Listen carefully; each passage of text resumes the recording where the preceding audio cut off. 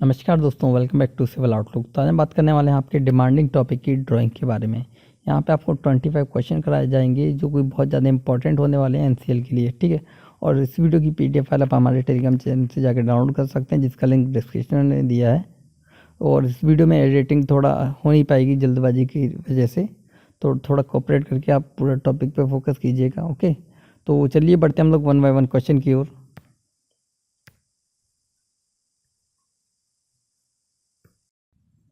तो पहला क्वेश्चन हमारा, A vertical member made up of wood or metal supporting the end rail is called। देखिए कि जो हमारी स्टेयर्स होती हैं, तो वर्टिकल मेंबर जो सपोर्ट करता है हैंड रेल को, ठीक है, ये हैंड रेल होती है इस तरह। और वर्टिकल मेंबर जो सपोर्ट करते हैं इसको, उनको बलिस्टर बोलते हैं। क्या बोलते हैं? बलिस्टर। यानी कि option number B the right answer. Naval post क्या होता है यहाँ पे? स्टार्टिंग और एंड पॉइंट पे जो प्रोवाइड करते हैं उसको नेवल पोस्ट बोलते हैं, ठीक है। सॉफिट क्या होता है? लोअर पोर्शन को सॉफिट बोलते हैं, ओके। और हेडर आपका ब्रिक मेजनरी से रिलेटेड है, ठीक है। यानी कि जो सरफेस आपका इस तरह शो होता है इसको हेडर बोलते हैं और इसको स्ट्रेचर बोलते हैं, ओके। तो चलिए बढ़ते हैं नेक्स्ट क्वेश्चन की ओर। अगला क्वेश्चन है हमारा, The depression or recession made inside the door frame to receive the door shutter is known as। देखिए ये डोर होता है, इसको हम लोग बोलते हैं हेड, इसको बोलते हैं हम लोग जैम, ठीक है। उसमें ये डिप्रेशन करा जाता है इसमें फ्रेम के अंदर, उसको बोलते हैं हम लोग रिवेट, ठीक है। ये जनरली एवरेज 12 mm का करा जाता है, जनरली एवरेज, ठीक है। और इसकी वैल्यू वेरी कर सकती है, ओके। तो चलिए बढ़ते हैं नेक्स्ट क्वेश्चन की ओर।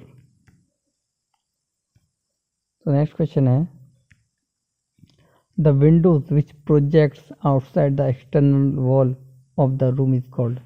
अगर आपके कोई वॉल है इस तरह और कोई विंडो आपकी इस वॉल के बाहर की ओर बनी हुई है, ठीक है, इस तरह बाहर की ओर बनी हुई है, तो उसको बोलते हैं हम लोग bay window.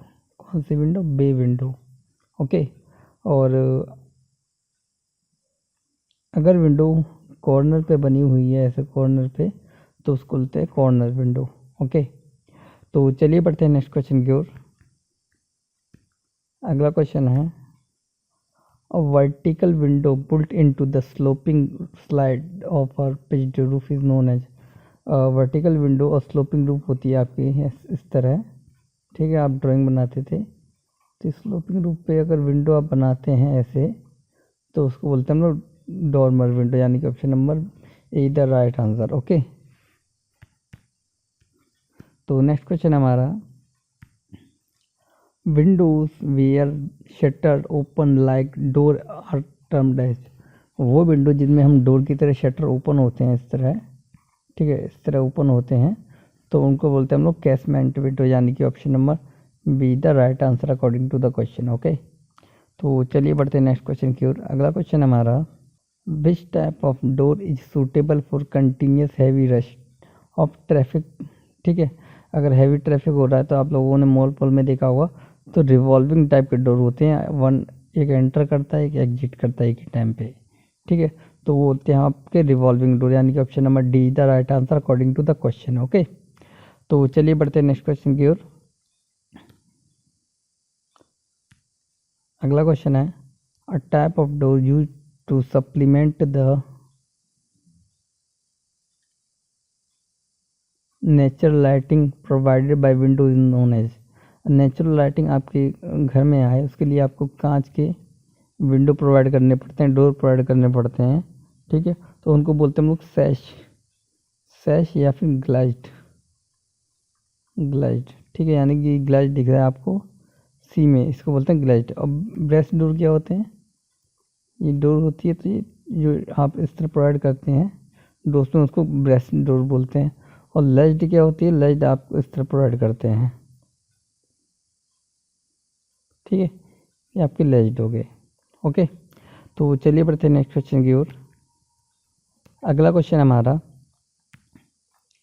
In case one panel doors to account for area the flat area is multiplied by dash for each side.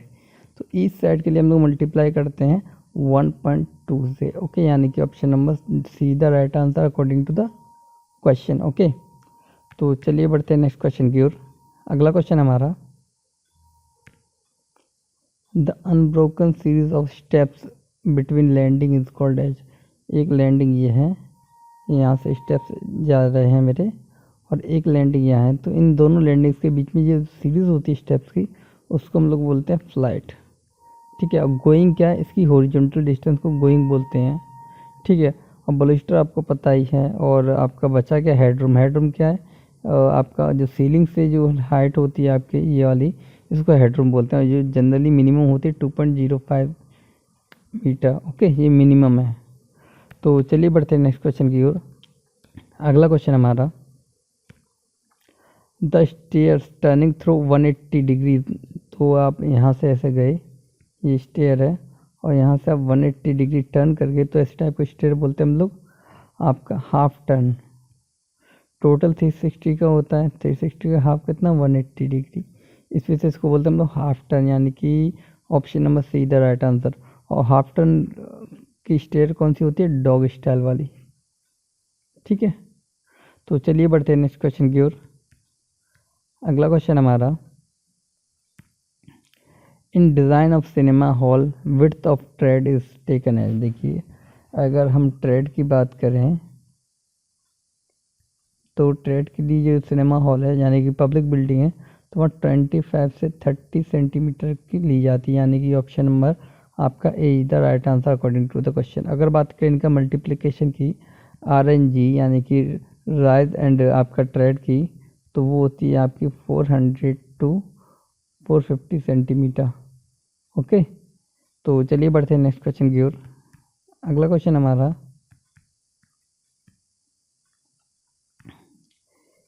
In any good stair the maximum and minimum pitch respectively. तो जो minimum और maximum pitch होती है आपकी, वो 25 से ज़्यादा और लेस देन होती है 40 डिग्री। ठीक है, तो आपका 25 40 किसमें, ऑप्शन नंबर ए में, यानी कि option number A is the right answer according to the question. Okay, और किसी भी केस में ये ज़्यादा नहीं होनी चाहिए 38 डिग्री से। ठीक है, एक ये भी केस बनता है। तो चलिए बढ़ते हैं नेक्स्ट क्वेश्चन की ओर। अगला क्वेश्चन है, और ये होता क्या है आपको पता होगा, अगर आपको नहीं पता पिच क्या होती है, तो आपकी जैसे ये स्टेयर्स होती हैं, तो इसकी नोजिंग निकली होती है, तो इसको नोजिंग को मिलाते एक लाइन जाती है, और जो हॉरिजॉन्टल से एंगल बनाती है उसी को हम लोग पिच बोलते हैं। ओके, तो नेक्स्ट क्वेश्चन हमारा, the height of room meet for human habitat must not be less then.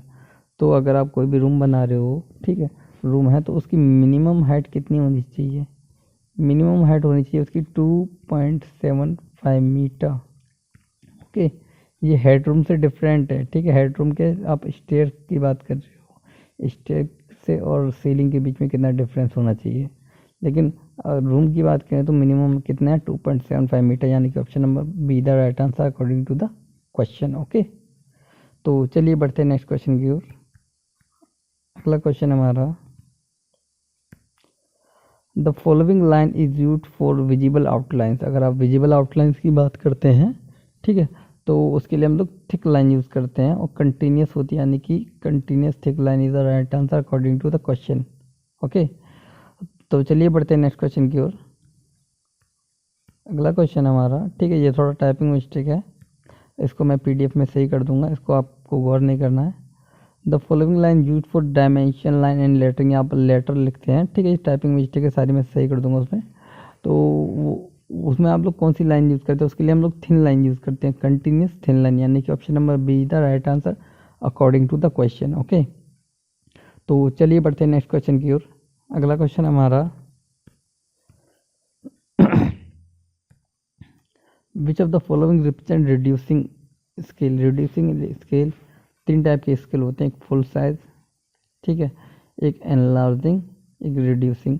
हम जनरली अब तक जो हम लोगों ने देखा है, वो जनरली रिड्यूसिंग स्केल देखा है। रिड्यूसिंग स्केल में क्या होता है, जो आपका नीचे वाला डाटा है वो ज़्यादा होता है, नीचे वाला डाटा किस में ज़्यादा है, आपका बी में, यानी कि option number B the right answer according to the question.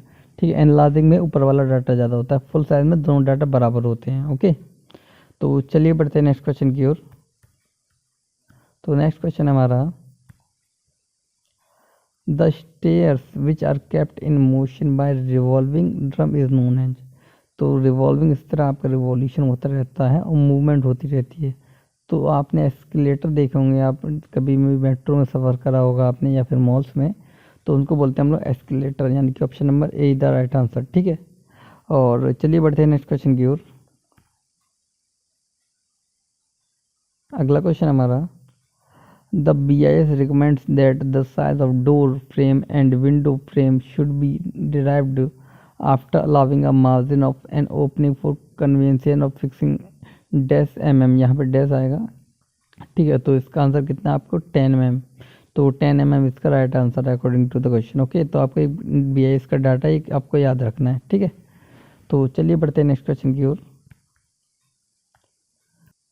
which one consists of a group of member which form a support a door or window। तो जो पूरा फ्रेम होता है उसको बोलते हैं हम लोग फ्रेम, ठीक है। इस फ्रेम बोलते हैं, उसमें सब चीज़ें फिक्स होती हैं, तो उसको क्या बोलते हैं हम लोग फ्रेम। और सिल क्या होती है, सिल नीचे लगाई जाती है। हेड क्या ऊपर कैसा होता है, स्टाइल क्या मीटिंग को बोलते हैं, कितना मीटिंग कर रहा है उसको स्टाइल बोलते हैं। और वर्टिकल मेंबर्स को डिवाइड करती हैं, वर्टिकली डिवाइड करती है, उसको हम लोग मूलियन बोलते हैं, मूलियन, ठीक है। तो चलिए बढ़ते हैं नेक्स्ट क्वेश्चन की ओर। अगला क्वेश्चन हमारा, द टॉप और अपर मोस्ट, क्या बोला इसने, द टॉप और upper most horizontal part of frame is known as. तो टॉप अपर हॉरिजॉन्टल पार्ट को क्या बोलते हैं, अपर मोस्ट को बोलते हैं हम लोग हेड, वर्टिकल को बोलते हैं हम लोग जैम, ठीक है। जब रिसेशन होता है इसमें उसको बोलते हैं रिबेट प्रोवाइड करते हैं, ठीक है। हॉर्न क्या होता है, हॉर्न होता है आपका यहाँ से जो प्रोजेक्शन होता है हेड का, उसको बोलते हैं हम लोग हॉर्न, ठीक है। तो चलिए बढ़ते हैं नेक्स्ट क्वेश्चन की ओर। अगला क्वेश्चन हमारा, which vertical member is used to subdivide a window और डोर ओपनिंग वर्टिकली। तो उसको बोलते हैं हम लोग मूलियन, ठीक है। मैंने आपको बताया था वर्टिकली इस तरह डिवाइड करता है, ठीक है। Vertically use to subdivide a window और डोर, तो उसको सब डिवाइड क्या करता है, मूलियन करती है, ठीक है। तो नेक्स्ट क्वेश्चन हमारा, which is the piece of timber which is fix in inclined position within a frame. तो आपने देखा होगा जब लाइटिंग के लिए हम लोग ऐसी कोई खिड़की यूज़ करते हैं तो उसमें तिरछी तिरछी इस तरह पट्टियाँ होती हैं जिससे लाइट अंदर आती है, और ठीक है उसको आप क्लोज भी कर सकते हैं, तो उनको बोलते हैं हम लोग लॉबिया, यानी कि option number D the right answer according to the question. Okay,